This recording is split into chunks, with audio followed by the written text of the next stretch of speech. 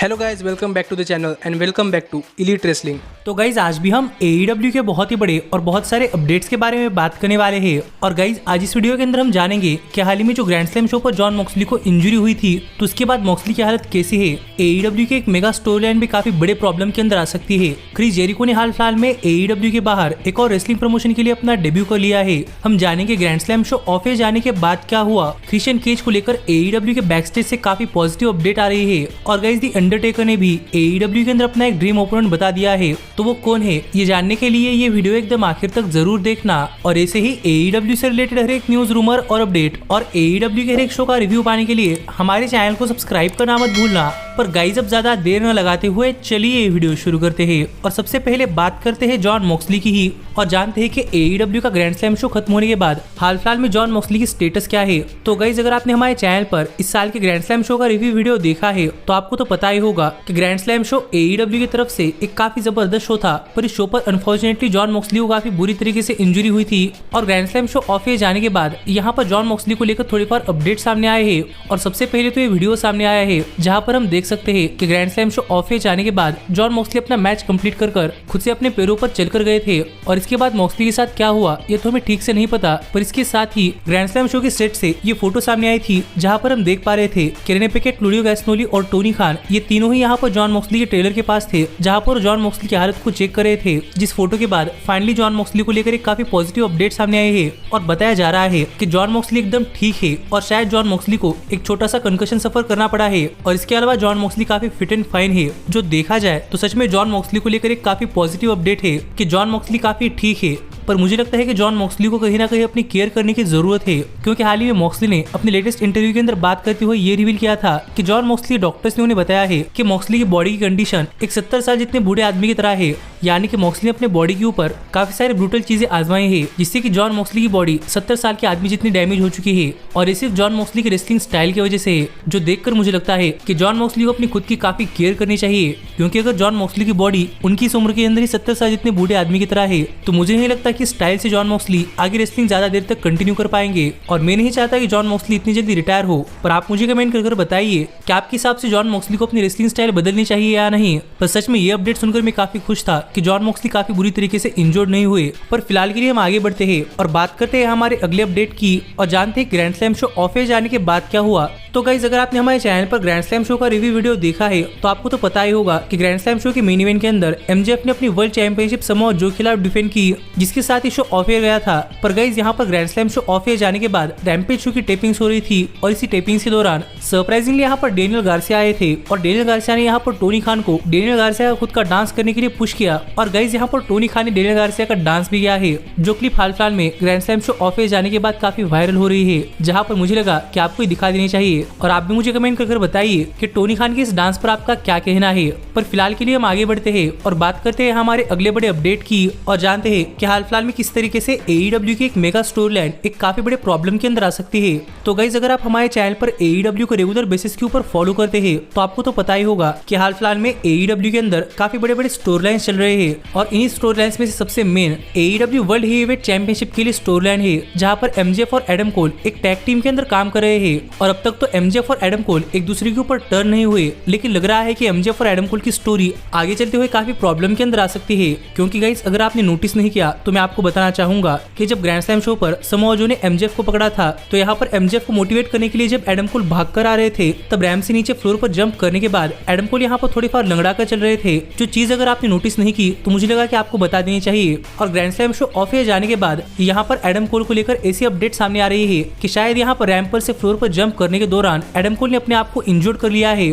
और गाइज यहाँ पर बताया जा रहा है कि इस जंप के बाद एडम कोल को शायद उनकी नी के अंदर कोई प्रॉब्लम है, जहाँ पर grand slam show off air जाने के बाद एडम कोल को इमीडिएटली हॉस्पिटल के अंदर भी ले जाया गया था, जहाँ पर एडम कोल हॉस्पिटल से तो डिस्चार्ज हो चुके थे पर वो क्रंचेस के सहारे चल रहे थे। जो अपडेट हाल फिलहाल में एडम कोल को लेकर सामने आ रही है कि possibly Adam Cole grand slam show पर इंजर्ड हो चुके हैं। और गाइज अगर ये बात सच है और एडम कोल की इंजरी काफी वर्स है, तो मुझे लगता है कि AEW की वर्ल्ड हेवीवेट चैंपियनशिप की स्टोरी लाइन काफी प्रॉब्लम के अंदर आ सकती है। पर फिलहाल के हिसाब से नहीं लगता कि एडम कोल की इंजरी इतनी सीरियस है, क्योंकि हाल फिलहाल के लिए AEW ने आने वाले किसी भी शो पर से एडम कोल को एडवर्टाइज करना बंद नहीं किया और आने वाले सभी शोज के लिए एडम कोल एडवर्टाइज है। है, जिससे मुझे लग रहा है कि एडम कोल की इंजरी इतनी सीरियस नहीं है, पर फिर भी देखना पड़ेगा कि हाल फिलहाल में एडम कोल की हालत कैसी है और क्या एडम कोल अब भी रेसलिंग कंटिन्यू कर सकते हैं या नहीं, और इस पर आपका क्या कहना है ये आप मुझे कमेंट कर बताइए। लेकिन फिलहाल के लिए हम आगे बढ़ते हैं और बात करते हैं हमारे अगले अपडेट की और जानते हैं कि हाल फिलहाल में क्रिश्चियन केज को लेकर AEW के बैकस्टेज से कौन सी बड़ी अपडेट सामने आ रही है। तो गाइज अगर आप क्रिश्चियन केज को AEW के अंदर फॉलो कर रहे हैं तो आपको तो पता ही होगा कि क्रिश्चियन केज AEW के अंदर अपने करियर का सबसे बेस्ट वर्क कर रहे हैं, जहां पर मुझे लगता है कि इस टाइम पर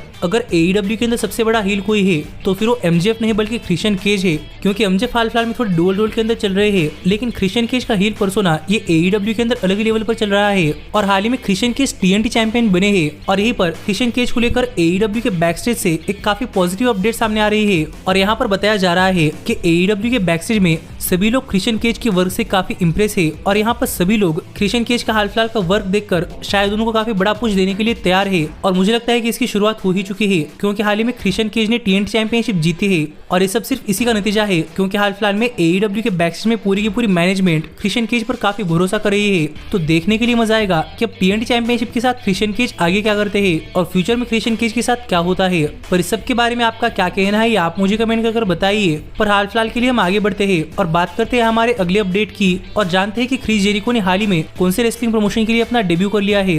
तो गाइज अगर आप क्रिस जेरिको को उनके करियर की शुरुआत से फॉलो करते हैं तो आपको तो पता ही होगा कि क्रिस जेरिको ने अपने करियर के अंदर काफी सारी चीजें अचीव की है, रेसलिंग के अंदर भी और रेसलिंग के बाहर भी। और जेरिको ने अपने करियर के अंदर WCW, WWE, AEW और न्यू जापान प्रो रेसलिंग ऐसे कई सारी कंपनियों के लिए काम किया है। पर हाल ही में क्रिस जेरिको ने एक और नए रेसलिंग कंपनी के लिए अपना डेब्यू कर लिया है, क्योंकि हाल ही में जब जापान के अंदर एक छोटे से रेसलिंग प्रमोशन यानी कि DDT पर कोनुस्के तकेत्सुका जब अपना मैच रेसल कर रहे थे तो यहीं पर हमें सरप्राइजिंगली क्रिस जेरिको DDT के शो पर आते हुए दिखाई दिए। और यहाँ पर कोनुस्के तकेत्सुका से बात करते हुए क्रिस जेरिको ने कोनुस्के तकेत्सुका को एक 1-on-1 मैच के लिए चैलेंज कर दिया है, जहाँ पर जेरिको DDT प्रमोशन के आने वाले मैच के अंदर कोनुस्के तकेत्सुका को फेस करेंगे। तो देखने के लिए मजा आएगा कि जब क्रिस जेरिको एक और नए रेसलिंग प्रमोशन यानी कि DDT प्रो रेसलिंग के लिए जाते हैं तो जेरिको की इस प्रमोशन के अंदर परफॉर्मेंस कैसी होती है और जेरिको अपने डेब्यू मैच के अंदर जीत पाते हैं या नहीं। पर अगर आपको नहीं पता कि DDT प्रमोशन क्या है तो मैं आपको शॉर्ट में बताना चाहूंगा कि जैसे यूनाइटेड स्टेट्स के अंदर WWE अलग से है और TNA अलग से है, वैसे ही जापान के अंदर न्यू जापान प्रो रेसलिंग अलग से कंपनी है और DDT ये अलग रेसलिंग कंपनी है,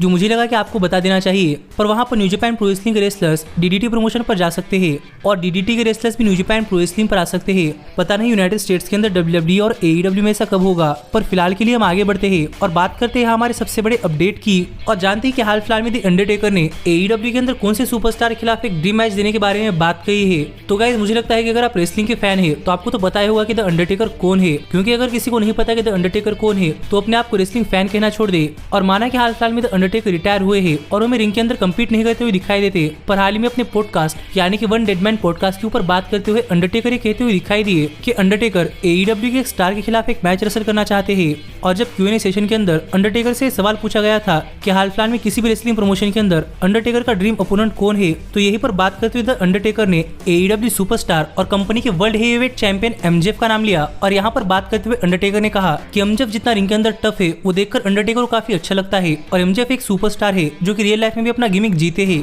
यानी अपने आप को भी रियल लाइफ में उस तरीके से प्रेजेंट करते हैं जिस तरीके से वो अपने आप को टेलीविजन पर करते हैं। और अंडरटेकर ने भी यही किया है, इसीलिए मुझे लगता है कि अंडरटेकर ने इस चीज के लिए MJF को पॉइंट आउट किया और सरप्राइजिंगली अंडरटेकर ने MJF को अपना ड्रीम ओपोनेंट कहा है। इसीलिए मुझे लगता है कि MJF ने अपने लाइफ के अंदर काफी सारी चीजें अचीव कर ली है, जिनमें से अंडरटेकर की तरफ से एक प्रेज ये MJF के लिए काफी बड़ी बात है और इस पर MJF ने रिएक्ट भी किया। पर यहीं पर जाते जाते अंडरटेकर ने कुछ ऐसा भी कहा था कि MJF को सेकंड हेड कंपनी जल्द से जल्द छोड़ देनी चाहिए। जैसा अंडरटेकर के कहने के पीछे की वजह कहती है तो मुझे भी नहीं पता, या फिर क्या पता अंडरटेकर MJF को WWE के अंदर देखना चाहते हो। पर अंडरटेकर ने AEW पर भी शॉट लिया है, जिस पर आपका क्या कहना है आप मुझे कमेंट कर बताइए। पर मेरा इस पर ज्यादा कुछ कहना नहीं है, क्योंकि ये रेसलिंग है और यहाँ पर ऐसा चलता रहता है। पर आप ऐसे ही AEW से रिलेटेड हर एक न्यूज, रूमर और अपडेट और AEW के हर एक शो का रिव्यू पाने के लिए हमारे चैनल को सब्सक्राइब करना मत भूलना। और अब मैं मिलता हूँ आपसे अगली वीडियो के अंदर, पर तब तक stay healthy, stay happy and keep watching elite wrestling.